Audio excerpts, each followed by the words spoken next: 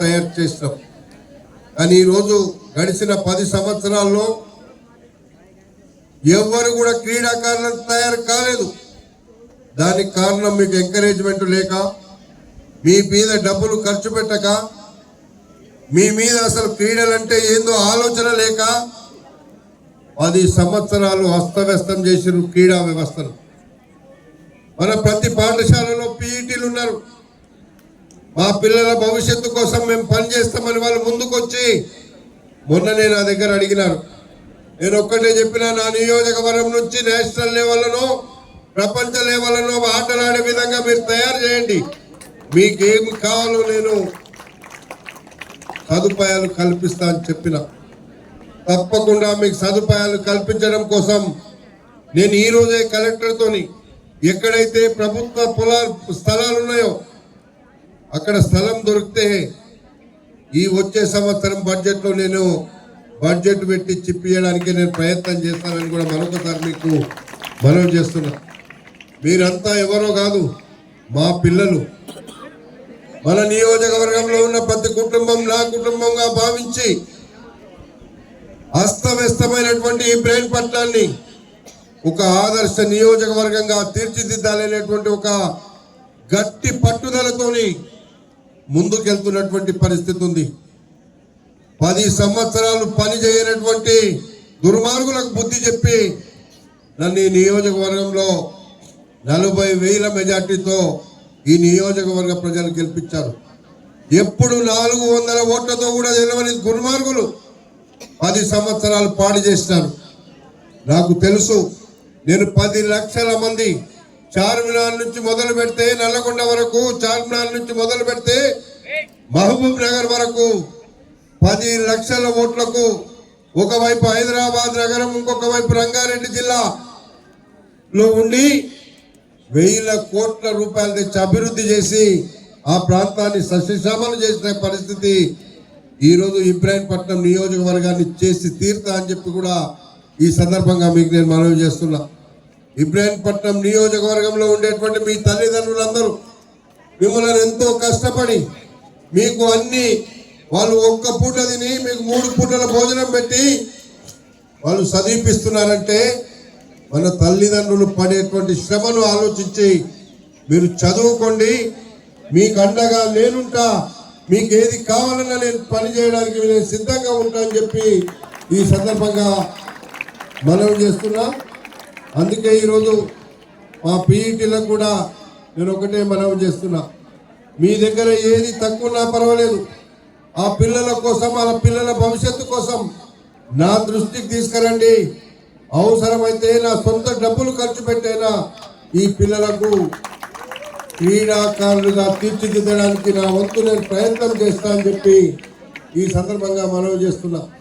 నాకు నిన్ననే చెప్పిండ్రు, మాకు అది కూడా చెప్పలేదు పాపం వాళ్ళు, దాని గేమ్స్ ఉన్నాయి మీరు రావాలి అన్నప్పుడు మీకు గేమ్స్ కోసం నేను ఏం చేయాలో చెప్పమంటే ఏమి చేయకుండా మీరు రండి సార్ అన్నారు.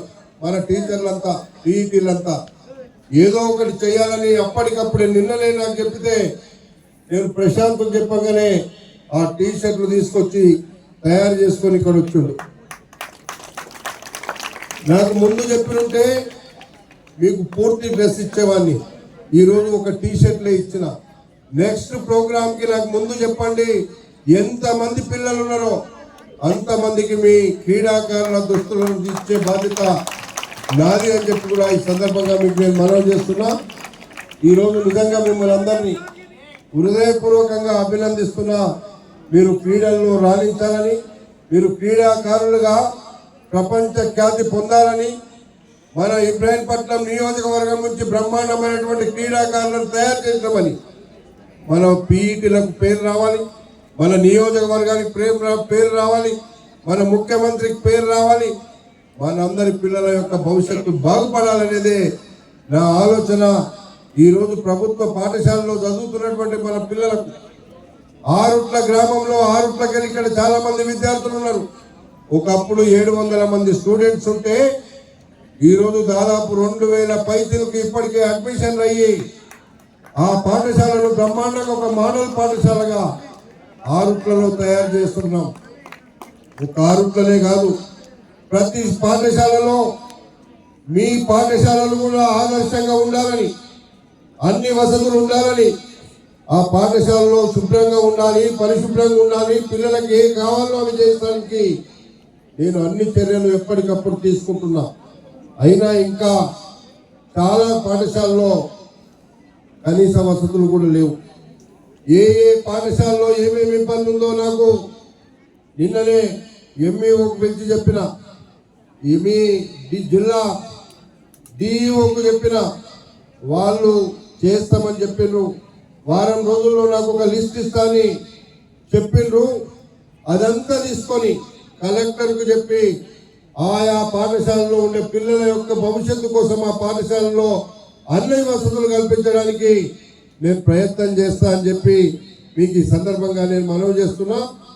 ఇప్పటికే కొన్ని పాఠశాలలు ఇక్కడ ఉండేటువంటి అబ్దుల్లాపూర్ వెంటనే ఉండేటువంటి మజీద్పూర్ కావచ్చు, అలాంటి కొన్ని గ్రామాల్లో ఒక ఆదర్శ పాఠశాలగా తయారు చేస్తున్నాం.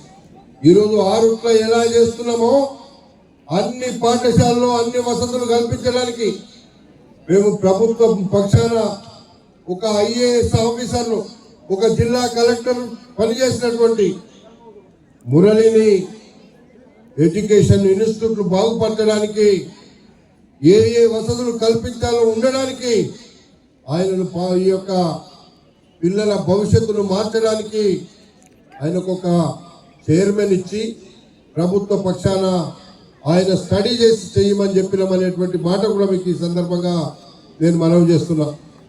ఇవన్నీ కూడా మాకు దూరదృష్టి ఉంది. 6 సంవత్సరాల తెలంగాణ రాష్ట్రం వచ్చినాక తెలంగాణ రాష్ట్రాన్ని ఉద్యోగులు కానీ, ఉపాధ్యాయులు కానీ, ఆర్టీసీ కానీ, అన్ని డిపార్ట్మెంట్లు, పోలీసులు కానీ ముందుండి తెలంగాణ తెచ్చుకున్నాము. తెచ్చుకున్న తెలంగాణ ఆదర్శ తెలంగాణ ఉండాలి. కానీ 10 సంవత్సరాలు అడక తినే తెలంగాణగా తీసుకొచ్చిన దుర్మార్గులు